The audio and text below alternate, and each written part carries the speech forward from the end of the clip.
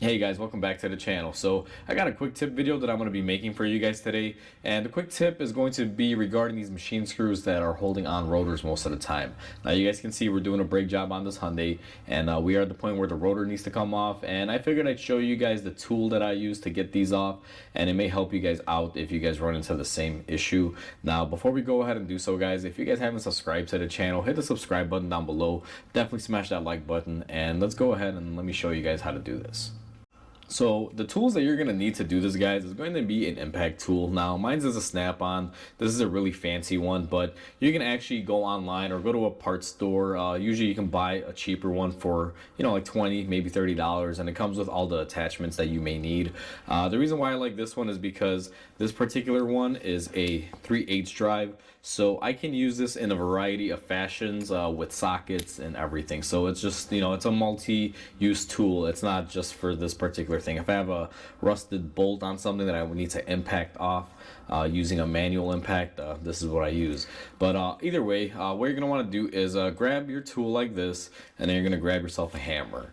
The way this tool works is when you put it on a bolt or screw, whatever it is that you're going to be taking off, as you put it on there and you strike the back end of a hammer here, this is basically spring loaded and it has a manual ratcheting mechanism. So as you hit it, it basically forces that mechanism to unwind something or to tighten it, depending on the position that you set it in. Now let's take this to the car. I'll zoom you guys in and I'll show you how this works.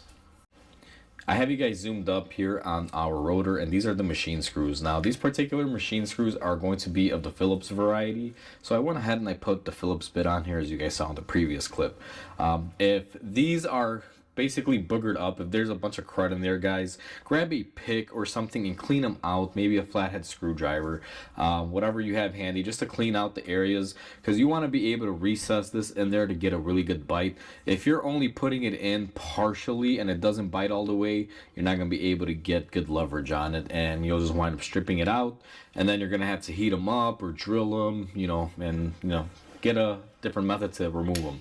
But when they're intact like this, what you're going to want to do is go ahead and take your tool and get it positioned on there very nicely, like I have mine. Now this tool can tighten and loosen depending on the tool, so if I have it on there and it's locked in, if I twist it this way, which it's already in the on position, we're going to be going backwards, that right there is in the unlocked position. Lefty loosey, righty tighty. So if I go this way, it'll swing it in the tighten position. If I go this way, it'll be in the loosen position. Now we need to loosen it, so that's definitely which way we're going to go, and we're going to take our hammer and we're just going to give this a nice strike right here. Now before we hit it, I'm just going to show you guys, this is very tight. You can see that I'm actually moving the rotor from here, just so you guys don't say these are pre-loosened. So let's go ahead and strike it, and just like that, you guys will see with one hit, typically it's one or two hits depending on how good you can get it in there, and you are able to remove your machine screw. And you will see we got a really good bite on it because this screw is actually on the tool. I can hold the whole tool up with it, so make sure you clean up those holes, otherwise they will get stuck on there. And this is really quick, simple, and easy, guys. If these machine screws are not broken, or let's say rounded out, this tool gets them out almost every time. And they do make different varieties. Sometimes these will come in a Torx fashion. Those are a little bit harder to deal with because I find that the head on them is really shallow. So again, this tool definitely worth it if you're able to acquire one and use it for this purpose.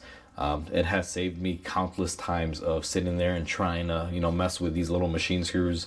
There are other methods to get them off. You can use an air hammer, a chisel, and a punch and a hammer.